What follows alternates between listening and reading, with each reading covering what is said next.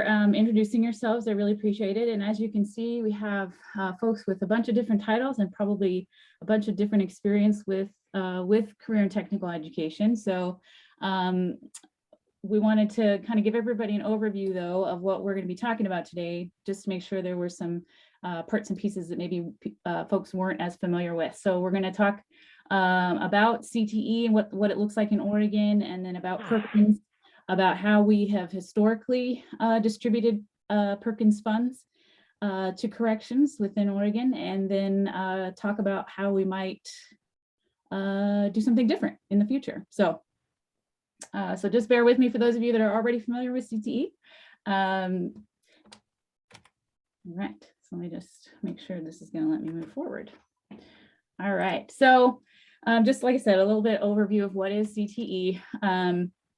A lot of this information is, you're probably pretty familiar with it to some extent, but we're just going to dive in a little bit and make sure, like I said, that we're all talking about the same thing. So it's an educational program for high school and community college students based on individual interests and industry needs. In Oregon, we have kind of clustered these into 6 career areas that are listed here. And these usually include intentional programs in high wage and in-demand areas in our state. And then CTE prepares and supports students in acquiring the technical skills, professional practice, and academic knowledge critical for success in highly skilled careers. There are lots of components of career and technical education. A lot of times it's really associated with programs of study, and I'll talk a little bit more about that specifically, but I wanted to show you that there are a lot of other areas related to career and technical education, such as career development and then partnerships in order to provide CTE opportunities for students. And so there's just a lot of different things that do help to make students college and career ready. So this is just a really quick YouTube video. I know how much Sam enjoys YouTube, so I wanted to make sure I included something in that. And I'm trying to make sure if I actually will. I'm going to stop share just a second, because when I go back in and make sure that I share with sound, it actually is much better for you guys. So I'm going to do that now. So I'm going to go back to that. Okay, so if it'll let me click on it, there we go. Whoops. Let's try that again. Welcome to a new Oregon economy. Are we ready for it? More people are out of work than we've seen in some time. Communities of color have been hit especially hard. Hard to imagine that in today's world, one event could do this much to shake us, but it will not break us. Some careers will come back as they were before. Others will be forever changed for this new economy and possibly beyond, which causes us to ponder, what is the future of work? And how do we not only embrace it, but thrive in it? The answer is already in place: Career Technical Education, or CTE. We've always prepared learners for the future of work, making sure they can adapt and thrive as the workplace changes. Our learners are equipped for the high-wage, in-demand, and high-skill careers employers need. In these times of uncertainty, our programs are more important than ever because they provide people with the skills they need to re-enter the workforce or advance themselves in a healing economy. Our role is a vital one, both for learners and employers. We're crucial to learners because our post-secondary and workforce programs create and support skilled workers. Through CTE programs, learners are reskilled or upskilled so they can get back to work and make a family-sustaining wage. We're also important to employers by aligning programs with the always changing needs of the labor market. And it's done with input and guidance from industry partners to make sure what is learned is relevant. No matter if it's changing technologies or a global pandemic, the ways we work are always evolving. So are the skills people need to be an indispensable part of the workforce. Companies will continue to make adjustments to function in a more virtual world, and employers will be looking to hire based on enduring and transferable skills. No matter what, our learners will be ready. CTE in Oregon has been and will continue to be a sound investment. As our workforce and economy recovers, we will be at the foundation, delivering skills, filling industry demands, and making sure we prepare and grow learners to keep us all moving forward.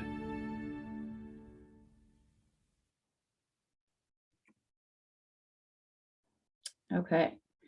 So, and I think Art might actually have had something, a little bit sorry, I'm going to stop sharing again. A little bit of a hand in that. I don't know, Art, did you? I think you did, didn't you? Oh, a couple of us worked on that. You bet. From that was Jim's voice. Yeah. So sorry about that. I escaped all the way out of my program, but so I know several of you don't need to know, don't need to be reminded of the awesomeness of CTE, but you know, sometimes we do need to make sure that we're hitting on the value of CTE in more than one situation. And my computer's working a little slow, so here we go. But I'm going to go back into my presentation. So apologies for that technical glitch there. Let's see. Select the right one, and there we go. So I don't know why everything's, can you guys still hear me okay? Because my computer seems to be working a little slow. Can I get a thumbs up? Okay, great. If it will allow me to present again. I'm not sure why this is going slowly.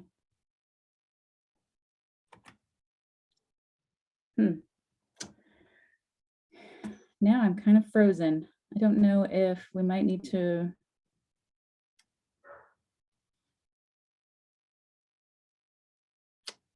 I don't know, Sam or Adam, would you guys be able to share your screen with this? I can't seem to get it to stop. Oh, wait a minute. Wait a minute. It clearly did not like that YouTube video. So maybe I make sure I don't go back out of that again. Melinda, I have it on. You want me to share? Yeah, would you do that? Sorry about that. I don't know why it's going really slowly.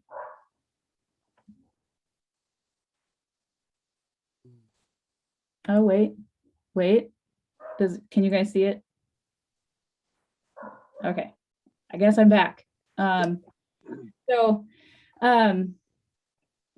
Again, a lot of times you don't need to be reminded of this, but I a lot of times just like to hit on the value of CTE in, anytime I'm doing a presentation, why it's good for students and why it's also good for business. And then you guys don't need to know that, I'm sure you're aware of all the studies that show that, helping to help individuals to find motivation and education and what that can do to reduce recidivism. So what does CTE look like in Oregon? This is a little bit of a slice of the CTE ecosystem that we've got going on. You can see the blue square there is our families and our students, and along the bottom we have a foundation of equity and civil rights. The largest circle is our business and industry partners. The next largest circle is our CTE leaders and educators. We have our state CTE team members, our CTE deans that help us at the community colleges, and then our CTE regional coordinators. So just a little bit more about each of those. So our state CTE team leaders. So right now we are being led by the Oregon Department of Education, specifically the secondary, post-secondary transitions team, and then the Community Colleges and Workforce Development Office of the Higher Education Coordinating Commission. And Sam and Adam thought it would be good for me to share a little bit about regional coordinators. We actually have one on the call. Caitlin is one of our regional coordinators. And because you probably have heard the term before, several of you may or may not be working with your regional coordinator. And so we wanted to kind of just provide a little bit of an overview of what they do. They are our primary source of leadership in the field. We have 17 different regions in the state. And we have a regional coordinator or multiple regional coordinators working in each of those regions. And they are employed by a local college, an ESD, or a school district.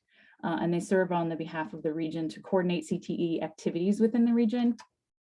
And they're just, responsible for monitoring and coordinating all of the CTE within their region. So again, that means that they are involved with all of the program study, program and renewal, approval and renewal, teacher licensure, data and accountability, needs assessments, regional activities, fiscal responsibility, and more. Regional coordinators are not ODE employees. They're usually, like I said, either with a community college or an ESD or a school district. just so you know, we do have a plan that we utilize every year. It was adopted in 2020. It's a four-year plan that underlines the importance of collaboration and coordination. And it's sort of what we use to move the work of CTE forward in the state. And our vision for CTE in the state is Oregon will reimagine and transform learner experiences in order to enhance their future prospects, empower their communities, and ensure equity in an inclusive, sustainable, innovation-based economy. So you guys will have access to these slides, so I'm probably not going to just read through every single thing because we want to get to the part where we're discussing how we can better support your students. So some of the elements of the plan you can see here is all learners will benefit from high quality CTE programs. All learners will be empowered with information to help them navigate specific careers. They'll be able to make connections between technical and academic learning. They'll learn from experts, and they'll benefit from flexible learning systems that allow them to gain the necessary skills that best meets their needs. Again, we do have a commitment to equity and a focus on equity. So we just like to point that out. We try to infuse that in all of our work in a variety of different ways. And we wanted to kind of hit on programs of study again. You've probably heard the term quite a few times. We were wanting to make sure that folks understand what a program of study is, and just to recognize that in Oregon, program of study, a CTE program of study is the cornerstone of CTE programming. But with Perkins 5, which I'll talk about in a little bit, we are able to sort of expand the things that we're able to provide above and beyond just the program of study. But a program of study is a non-duplicative sequence of secondary and post-secondary career-focused courses that could lead to a post-secondary certificate, a degree, or an industry-recognized credential. It provides hands-on experiential courses with a minimum of 2 high school credits right now, and that will be increasing to 3. And again, equity, access, and inclusion must be built into the program from the beginning. This is just a little bit more. Each program of study must have all 5 of these aspects. And we are working on statewide programs of study as well. And we're starting with these 4 career areas to start off with. And again, you can get more information about any of these things. You'll have access to these slides and my contact information as well. Another area, though, that may be more appropriate is career exploration, and we have actually expanded career exploration into the middle school, so that increases the age range of students that we can support. And again, this is an area that we can sort of capitalize on if we want to provide things for students, because as you can imagine, not a lot of schools or facilities actually have the ability to make a full-blown program of study. This is just a nice graphic that we've created to show all the aspects of career exploration and all the things that students can do within that career exploration. We call it career connected learning. And then work-based learning is also another area that we have been expanding, just trying to make sure that students have, on-the-job training experiences and a lot of opportunities to get experience in a career field that they're exploring. And you can imagine these are 2 areas, career exploration as well as work-based learning are 2 areas that are already being provided in a lot of our facilities that we could expand on. So let's talk about Perkins.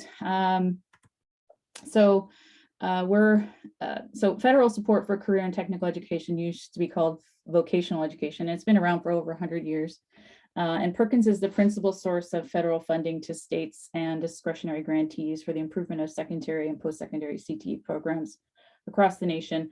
The current iteration that we're in is called Strengthening Careers in Technical Education for the 21st Century Act, which is a lot of times just shortened to Perkins 5.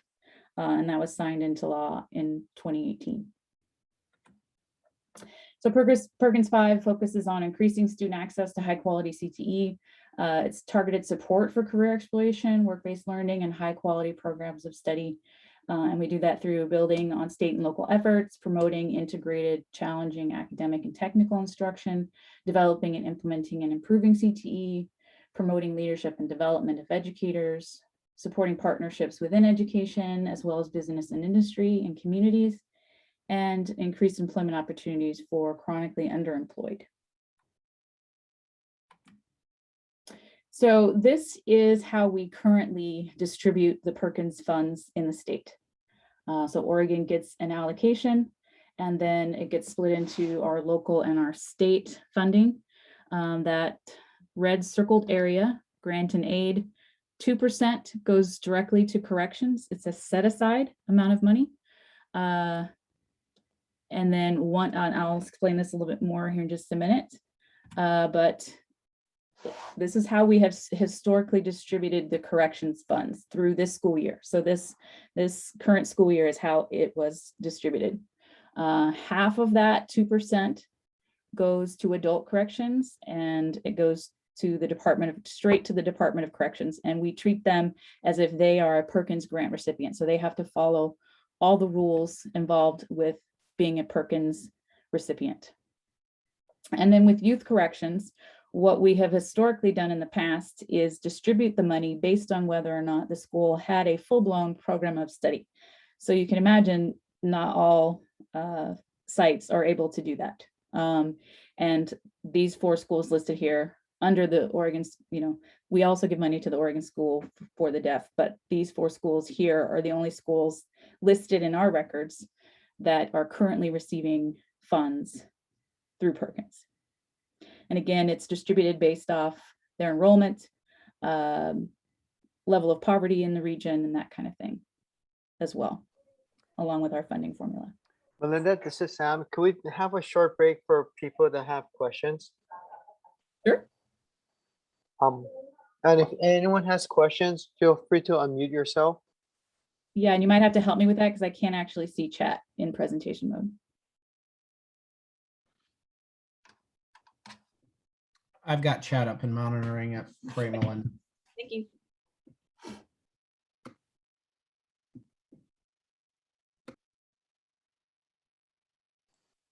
I guess if no one has questions, we can proceed. Oh, Brandy has a question. Okay. Sorry, I was waving at one of my teachers. Sorry. Oh, no worries, no worries. All right, well, I'll just keep going then, and there's gonna be clearly more time for questions. So here's where we want to start talking about things that and how these funding sources relates to corrections. So with Perkins 5, there are quite a few shifts that have occurred. One of them is more flexibility of spending.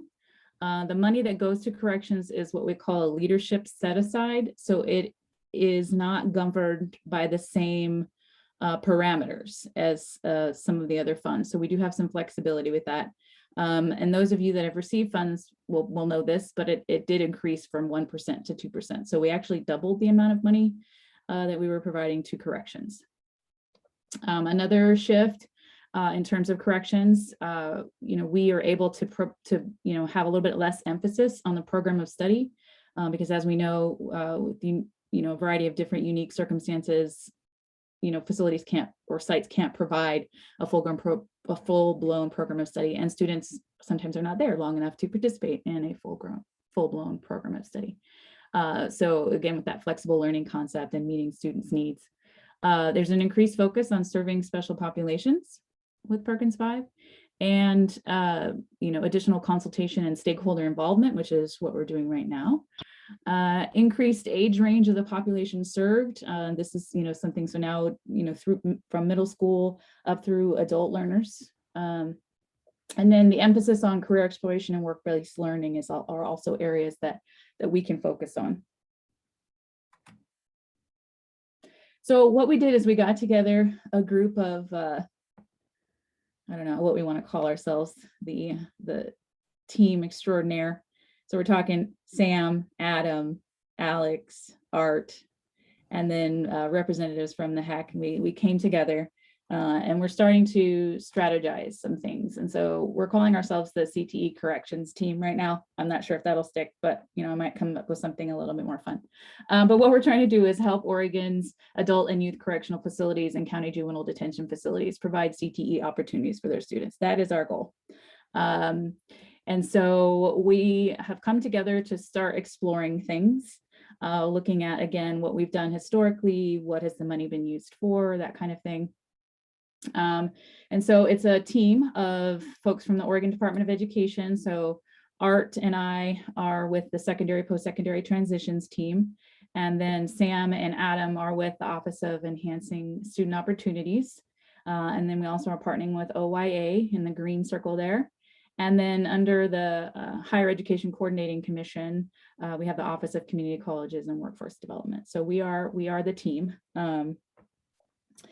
So what we've been doing is kind of coming together and sort of looking, okay, what are the things that are governing us right now? And one of the things that is the CTE policy guidebook that gets put out every year.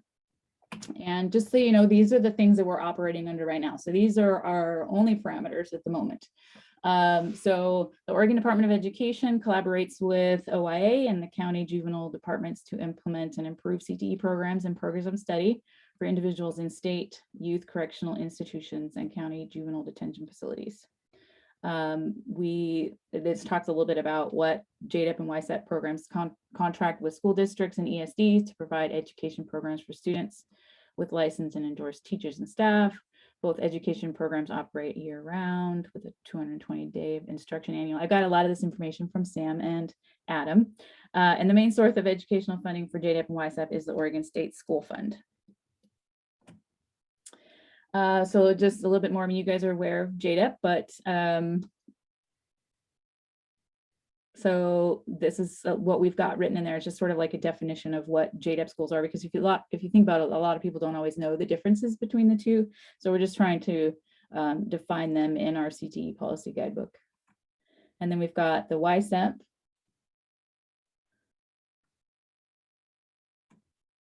And then Department of Corrections and the community college partners that are currently working with the DOC. And then a little bit about the funding. Again, that 2% of the leadership fund set aside. And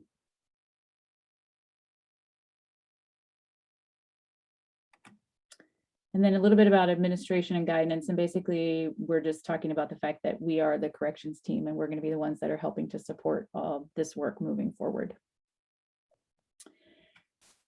So that is pretty much, again, I want to make sure that you're aware that things have, expand a little bit. We've got more opportunities. We've got, so it's kind of opened the door for us to be thinking about different ways of doing things. And there are additional funding sources for CTE. And we've just sort of listed those here so that folks understand that Perkins is not the only funding source. It is one of the funding sources. But a lot of these things work in tandem, as several of you are probably already aware. So what are some key takeaways from what I was hoping folks would get from this presentation? That, CTE is awesome. We've got that. CTE fields are typically viable options for youth in the justice system to pursue. Perkins is a funding source that could help to supplement CTE activities that can help get youth on a path towards a CTE career. There are less restrictions on how we spend the money that is set aside for corrections. And we are interested in exploring new ways to support CTE opportunities in state youth correctional institutions and county juvenile detention facilities. And this will be, so what we're planning on building will start in the 2022-23 school year. So this is the point where we want to hear from you. And we'd like to get, some of your feedback and your thoughts around what could be. And so I'm going to stop sharing, and I believe I would say we're big enough to go into at least, I would say, 3 breakout groups.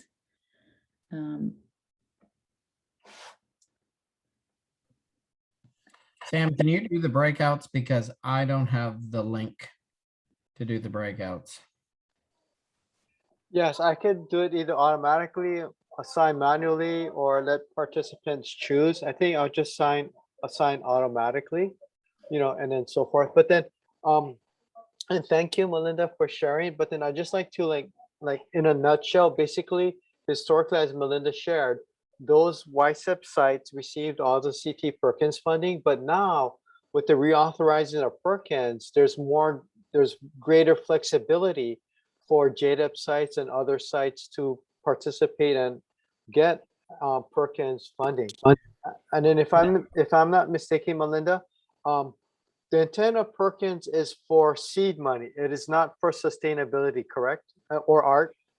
Yes, yes. So Perkins is a supplement.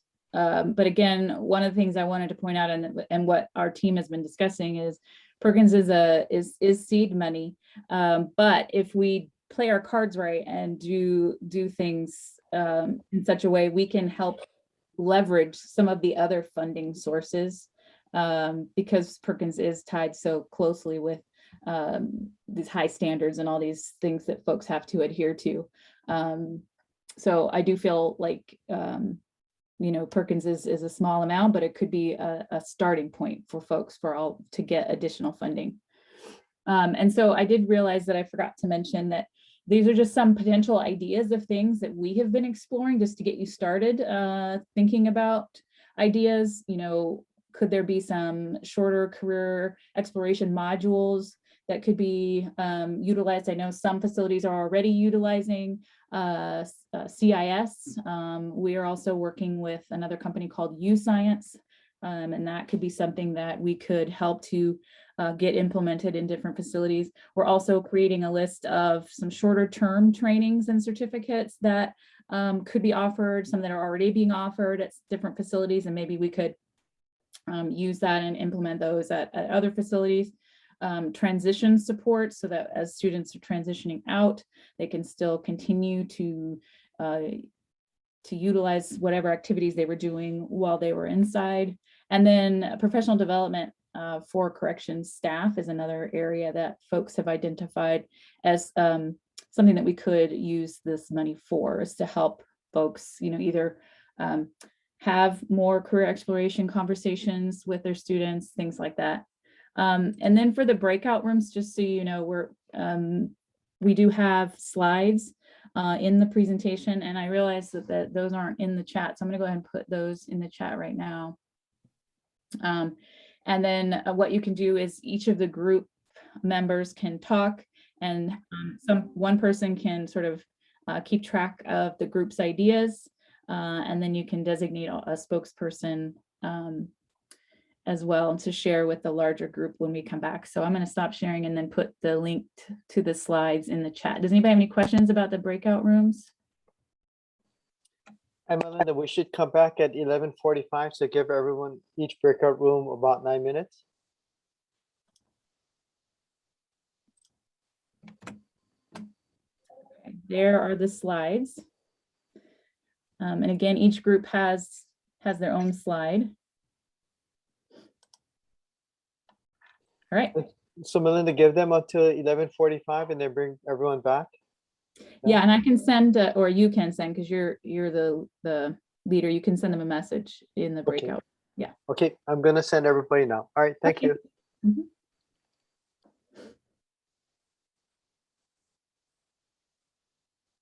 Melinda, did you put it in the chat? Because I don't see it.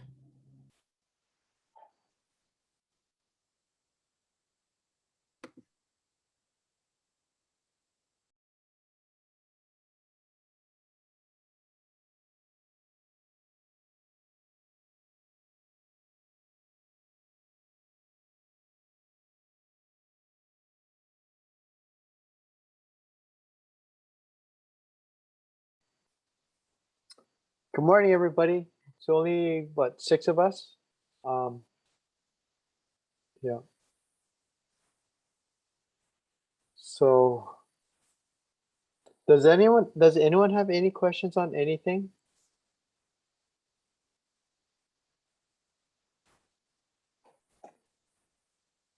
and I'm gonna lay it on the table. So here's this. One of our concerns were if JDEP were to start accessing the CTE funds, our concern was certain YSEP sites that are receiving, their slice of the pie will shrink because it's a certain, it's a set amount. Let's just say, I think what Melinda said, it was like, but luckily it's doubled, well, since it's doubled, it's $300,000. So if more sites start participating in it, the 4 YSEP sites, McLaren, Oak Creek, Rogue Valley, and Riverbend, their slice of that $300,000 may get considerably less in 22, 23 if more JDEP sites start accessing these funds. So that's why we're having these discussions and so forth. And I know, especially for like Riverbend, money is tight and so forth. And I know I've visited Riverbend, does a lot of great stuff, and I'm not saying, Newbridge High School doesn't do great stuff, but so forth. But the smaller sites that don't have as much money, if funds are taken away to, pay other sites, it could be detrimental. But then now, like, as I talk with Multnomah ESD at Multnomah, they're wanting to reinvigorate or, reinstitute the greenhouse, Ryan 2, and so forth. And so what are your thoughts? What's everyone's thoughts? And Ken has a unique perspective as both OIA and now county and so forth, right? Yeah, Sam, what's some examples of stuff that they've done in detention in the past, whether it's here at this site or other sites for short-term youth? Just the greenhouse? No. Okay. They also do like food handlers, and they also participate with the meal and so forth. I wouldn't. It's not as full blown as YSEP, but then they do have some opportunities, but it's not as much. They don't have, none of the JDEP sites have automech. None of have wood shop. They don't have the shops, but Right. they do have. They don't, and none of them have the barbering. They don't. They just don't have that. But then they have other things. They do partner with what you call it again, master gardeners, and others, and then some of the sites, like for instance, well, Lynn County is unique because they're adjacent to a YSEP site. The Lynn County did participate in some of the things, because of the areas there. So, but then now it's an opportunity, and then Jackson County, they are creating a new, CTE program. So that's why they're interested in that too. So this is an opportunity to, instead of just YSEP getting the funds, for more people to get the funds.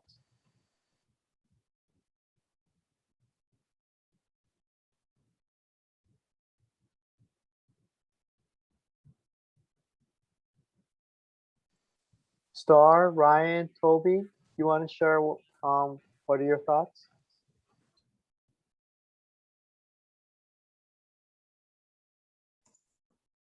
I'm just learning it, so I don't have a whole lot of thoughts. I guess what's it, it's down here.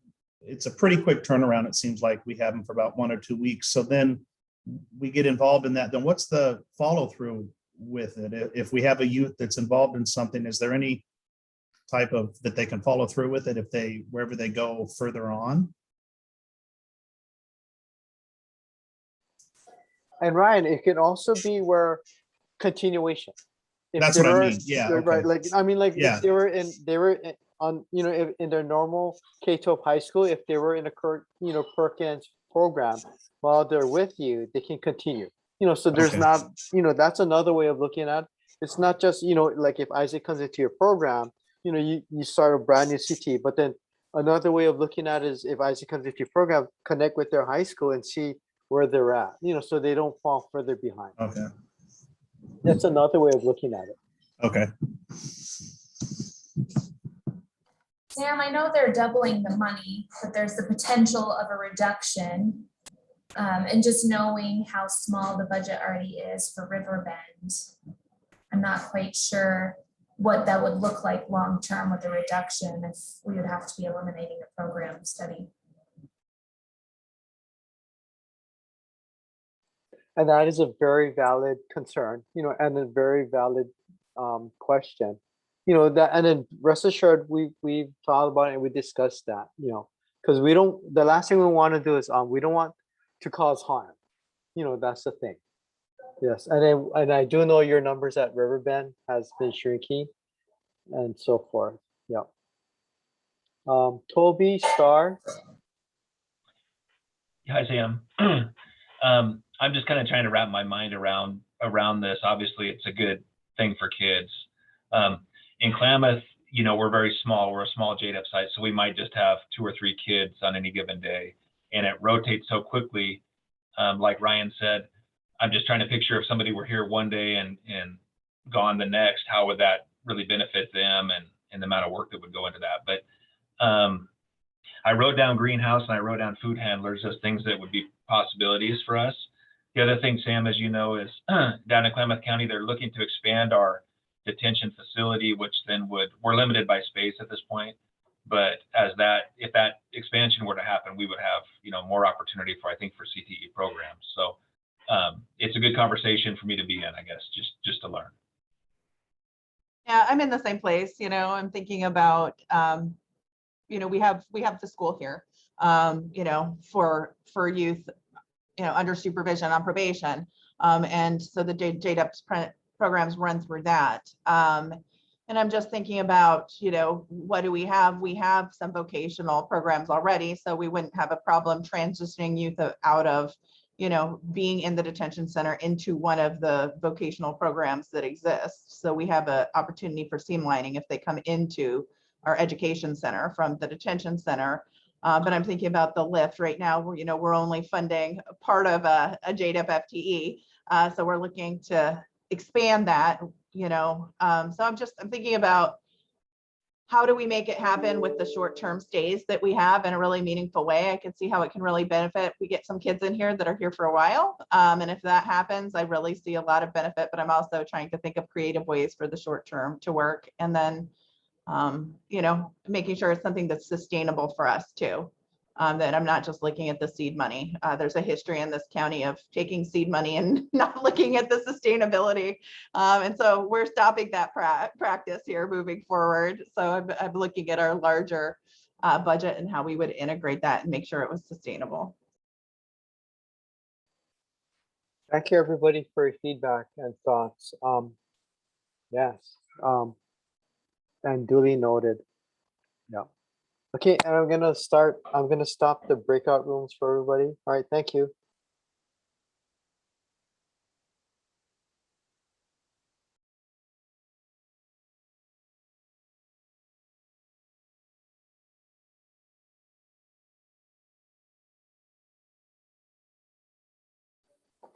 Hey, Jeff, were you in our breakout room?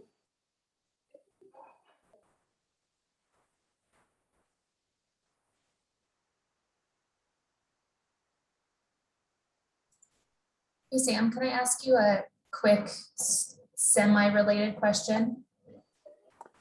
Sure, but remember, it's being recorded. Do you mind if it's recorded or not? Okay, yeah, no, it's fine. I just need some clarity because you had sent the monitoring tool. And so we need to get that sent to you. And that it looks like something that I would complete with our mental health partner. Yes and no. Yes and no. And then Maddie, what should be in your office or with your person's office is an old binder.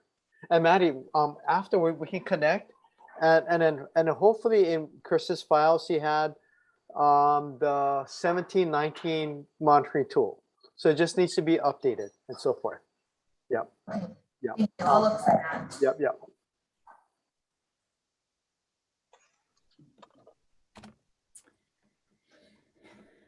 So looks like everyone's back. Does anybody willing to share some of the ideas that came out of your group?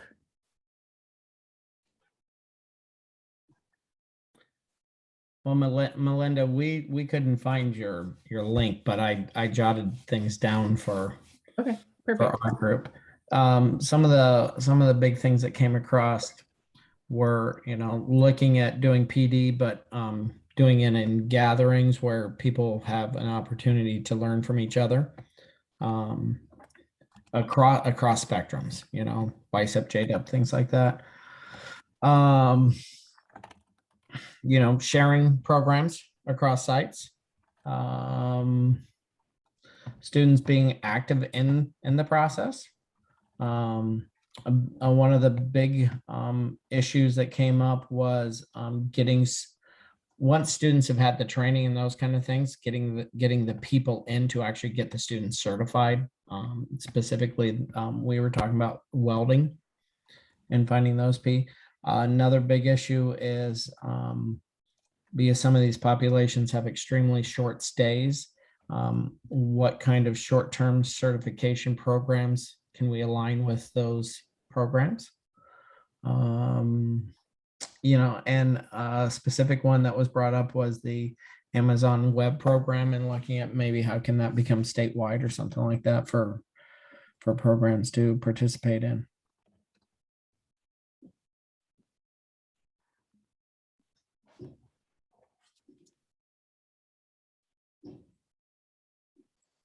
Does anybody have from other groups that they'd be willing to share, other ideas that came up?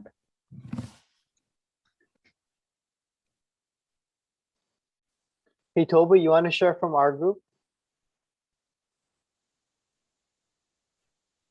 I can try.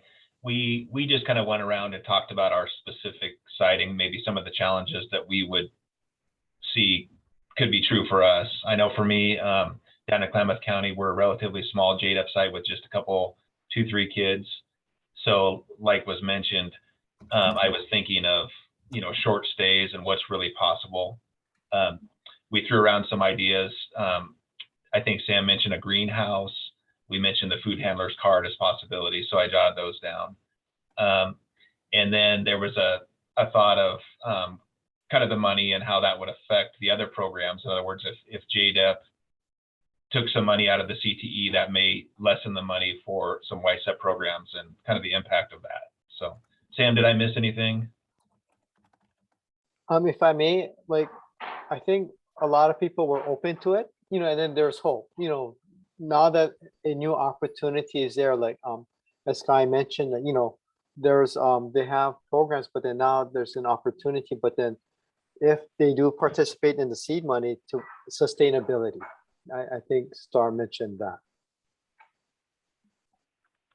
Sam, let me just share that in Southern Oregon, in JDEP, the Medford School District has partnered with Juvenile Services for kids in detention by providing an instructor and then providing professional development for that instructor to help bring to life STEAM and CTE technology.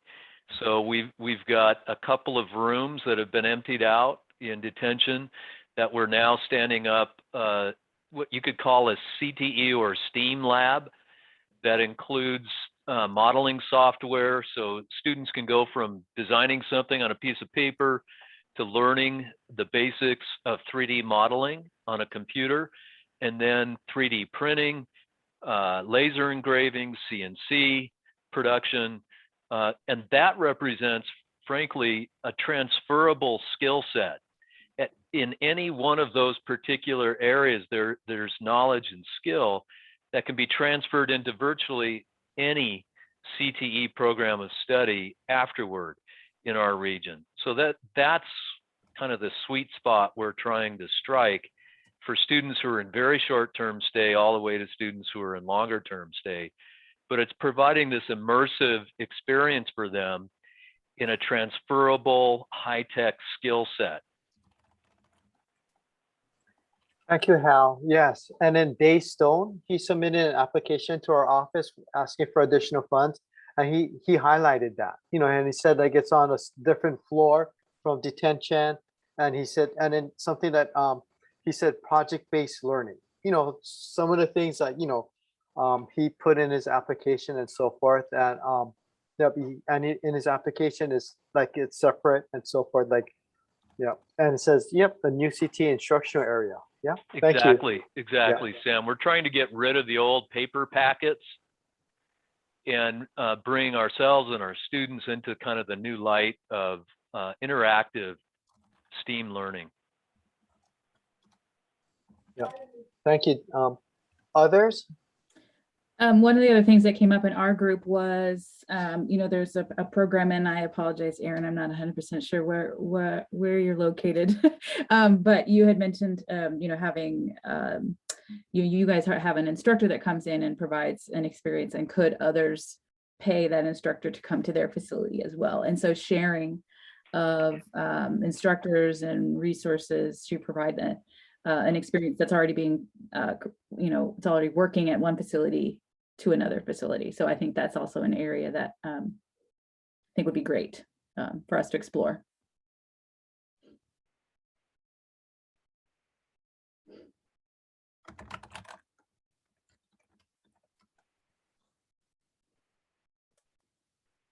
Anybody have any other last minute ideas that have popped into your head? And this is kind of the start of this conversation. There are going to be additional, if you haven't filled out that survey that we sent out a while back, that would be another opportunity for you to go in and fill that out to give us some additional feedback.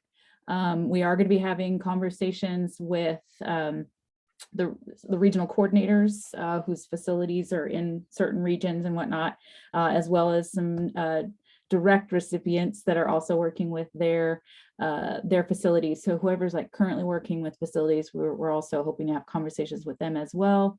Again, to sort of get as much information as we possibly can and sort of synthesize this into some potential, a potential funding model that we can use moving forward that can be more effective and supportive for more facilities.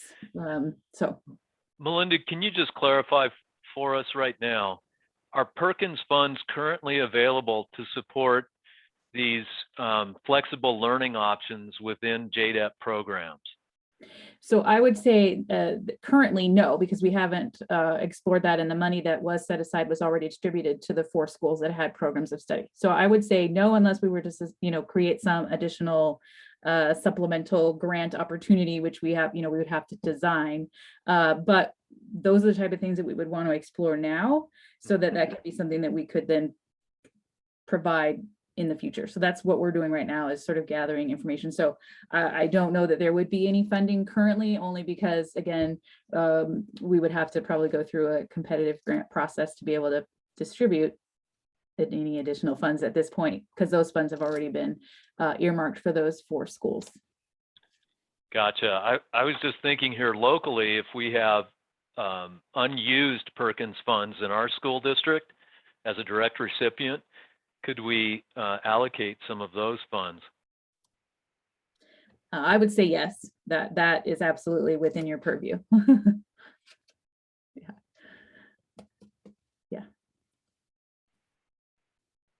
Well, I do appreciate your time. I want to, we're getting close to the end point of this, but again, don't feel like this is the only time you can provide us with some feedback. You can either reach out to Adam or Sam or myself. I will make sure. I realized I did not actually put my my contact information on the slides, but I will, and I'll make sure that Sam and Adam says. I don't know why they didn't go into the chat, but they weren't accessible that way. So I'll make sure that Sam and Adam, we get those out to you. Maybe we'll send the survey link again in case you haven't already filled that out, to give us more feedback there. But don't hesitate to reach out and let us know. Maybe there's a great idea that pops up, a couple weeks from now, and you're like, hey, that might be an opportunity. So again, we're in recon mode. It's nothing that's going to happen right away. We're just trying to, get input from the field in a variety of ways so that we can create a model that's going to be most beneficial and impactful for your kids, students. So appreciate your time. Do reach out if you have other questions, specifically around CTE or Perkins or anything like that. So kudos to you, Melinda. You put a lot of work into this, and you're a great communicator. And so I just want to publicly acknowledge you. You've put a lot of work into this, the slideshow, and with Adam and Henning and myself. So it's great. You're greatly appreciated. Thanks, Alex. All right. I hope everyone has a great day. Yep. Thank you, everybody. Have a good day. I'm going to end the meeting and stop the recording right now.